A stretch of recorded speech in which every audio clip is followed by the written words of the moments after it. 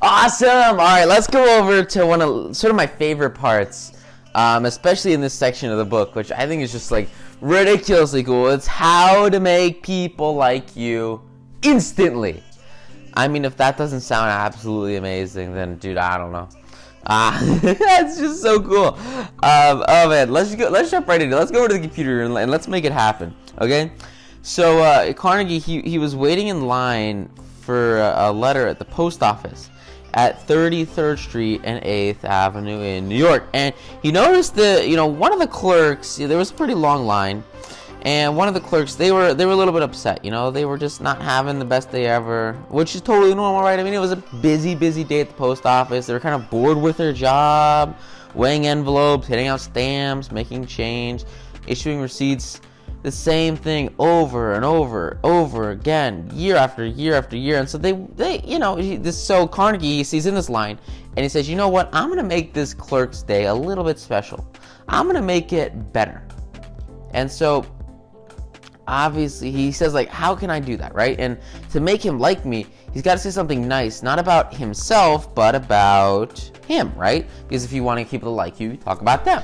And so he says, what is something about this person that I can honestly admire? And this is such a huge question that I'm always asking myself, and you should always be asking yourself, like, what is one very, very specific, genuine thing that you can admire about somebody? Maybe it's hair, maybe it's the way that they dressed. It just depends, right? In this situation, there were a lot of people waiting in this line, and not one of these people had ever asked themselves, even for a moment, this question of what is something that I can genuinely admire about this person. And the moment that you can be like that one person who just kind of picks something out of thin air, that you can be like, wow, I really like your earring, I really like your hair, I really like your shoes, I really like the way that you dress today. Just pick something genuine, something real, anything that you like about somebody, call it out and say, hey, really like it. And so that's what Dale does right here, right? He, sometimes it's hard to answer, especially with strangers, but in this case, it was really easy. He happened, because, if you want to talk about like their emotions, if you want to talk about their personality, that's something that maybe is a little bit deeper that you can't do with strangers. But for this, it was really easy because he really admired his hair. He thought he had really nice hair. And so while, he gets to the front of this line, he's waiting for his envelope at the post office, and he says to this clerk with remarkable enthusiasm that he certainly wished he had his head of hair. It isn't as good as it used to be, he said modestly. He assured him that although it might not have been in its pristine glory, it was still very magnificent. And that made this guy so happy, right? Just such a nice thing to say to somebody. And they carried on a pleasant conversation until the last thing he said to him before he leaves the post office is, many people have admired my hair, right? Because it makes him feel significant, it makes him feel special. And as soon as he gives him this call out about his hair, he starts to think to himself, wow, a lot of people think my hair is really cool, right? And Dale says he bested that person went to lunch that day, walking on air. And then he went home that night and told his wife about it. And he'll look in the mirror and he'll say, what a beautiful head of hair he has, right? And why, right? Like, it's just one small act, a very nice, kind act. And it had a huge impact on his life, right? I mean, all you have to do is be really nice. Give somebody a genuine compliment one time, and it can totally change their whole day. It can change their whole week. It can change their whole month, right? Especially if, like, nobody is being nice to them, right? Like, no one was being nice to this guy. I remember this insane example long time ago. I was a total loser, right? I had no friends. I would never get compliments from anybody, right? It was just insane. And then there was this one day, some girl came up and she was like, oh, I really like that jacket you have on. And literally, like, nobody in the past, like, 8 months had, like, said anything even remotely nice to me. This is, like, way before I, like, any idea how to, like, master social skills.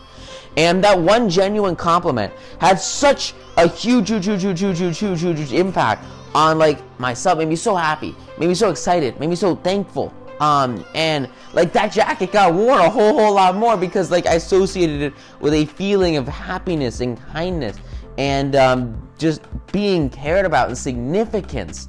And so, like, that one statement that took somebody literally like 5 seconds to say had an impact on me for months and months, and I'm still talking about it literally like 5+ years later. Kindness can last so long. And it's more difficult to make kindness last than it is to make, violence or anger last.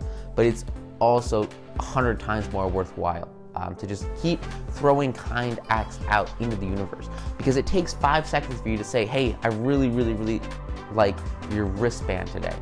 But somebody could literally remember that for years. I remember this compliment that this one person gave me for 5 freaking years ago about this one jacket.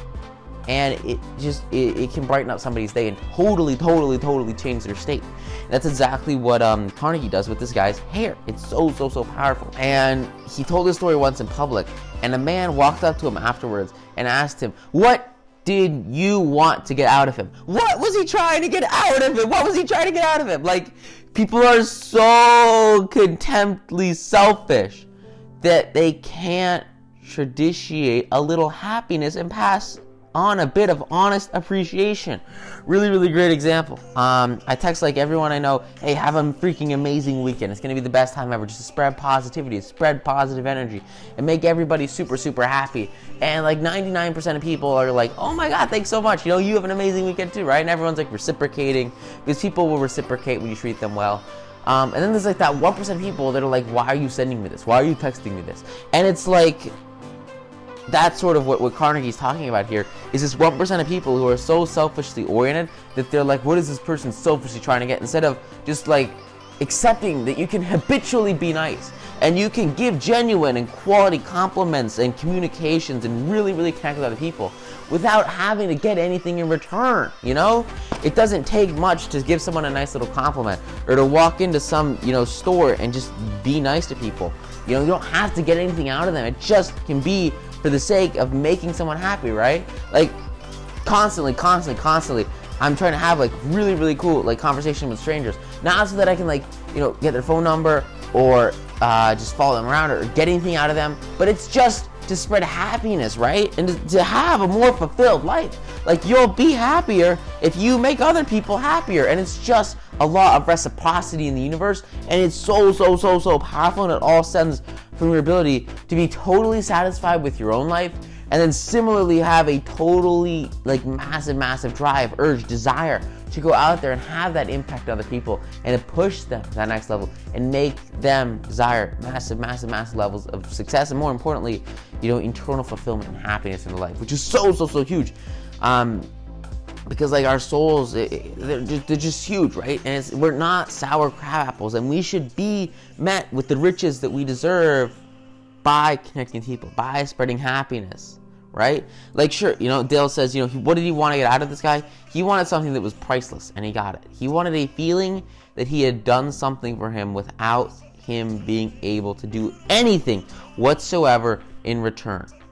And this is a feeling that flows and sings in your memory long after an incident has passed. And it'll flow and sing in this other person's memory long after the incident has passed as well.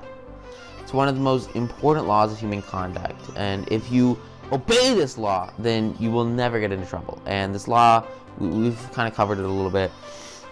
If obeyed, it will bring countless friends and happiness and connections and everything that you could really desire. And John Dewey, oh my God, just so much. And the law is this, right? The law is always make the other person, right? The other person, which is the most important person, feel important. And it's just like the golden rule. It's just like treating others the way you want to be treated. You want to make the other person feel important. And John Dewey, as he noted, he said that this desire to be important is the deepest urge in human nature. Imagine if somebody is on a desert island and they're stranded and they're sort of surviving, they're passing by, and maybe they have a need for shelter, they have a need for fire, they have a need for food. Imagine just metaphorically here, this idea that the feeling of importance is the deepest urge and the most desirable thing that somebody can have, right? And so if you're thinking about this island metaphor except with real people that actually are surviving in the world, right? It's this idea that the food, the raw meat that somebody would find on an island is literally the same as a feeling of importance to somebody that's in a society or a culture or a civilization. And it's so powerful, because if you can give somebody this insane urge, if you could hand a meat shank to somebody on a deserted island, that's literally what you're doing when you give somebody a feeling of importance, smile at them and give them a genuine compliment just for no reason whatsoever, right? And like, how good would it feel to save that starving man? Like, that same feeling is what you get when you're just nice to other people, and it's just so internally fulfilling and so powerful. It's amazing, right? Because you make them feel important. Because the deepest principle in human nature is the craving to be appreciated. And it's the urge that differentiates us from all other animals, and it's been responsible for civilization itself, which is just huge. I mean, it's massive. Philosophers, they've been speculating on the rules of human relations for thousands of years. And out of that speculation has evolved only one important precept. And it's not new. In fact, it is as old as history.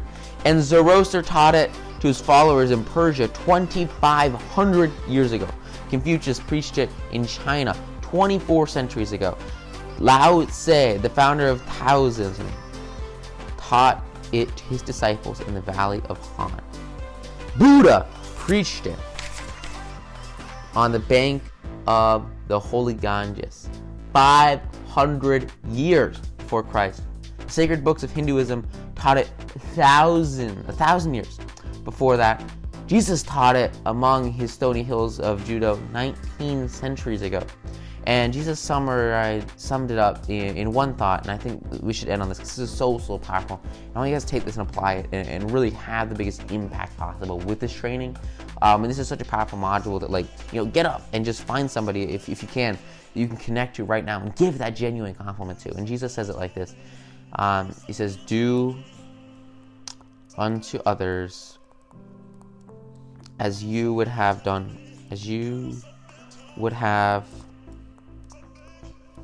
others do to you. Now, I don't know about you guys, but I grew up in like a Catholic elementary school. My parents sent me there, and like every single day I would hear this exact phrase told over and over again by like the teachers or by the people that ran the school. I mean, this is literally like ingrained in my childhood every single day for like my entire elementary school. So like maybe, I don't know, 5 years. And this one concept has, like, I don't care if you're religious, like I'm not really that religious anymore, but this concept has totally changed my life, because like if you can follow this one simple key idea, everything changes. Because like the moment that you start treating others the way that you would have them treat you, it just eradicates negativity. And remember, if you can get rid of negativity and focus on positive energy, it'll change absolutely everything. And everybody wants to be treated positively. And so if you could just use this one simple concept to totally change the way you connect with other people, I mean, it's just huge. And so please guys, like, write this down, put it on your wall. Like, I don't, if you've never heard this before, I think it's insane. This has been something I've been looking at and staring at this phrase for years, decades of my life. And it's just insane. Seeing this in here, it just blew my mind. It totally reconfirmed everything. Because this is just such an insanely powerful concept. And it's just been slammed into me for, basically my whole life. And it has changed absolutely everything. And I can't recommend enough. Please do unto others as you would have others do to you. If you do that, it'll change everything, because people will reciprocate, and people will treat you how they want to be treated, and people want to treat themselves well, and you should want to treat yourself well.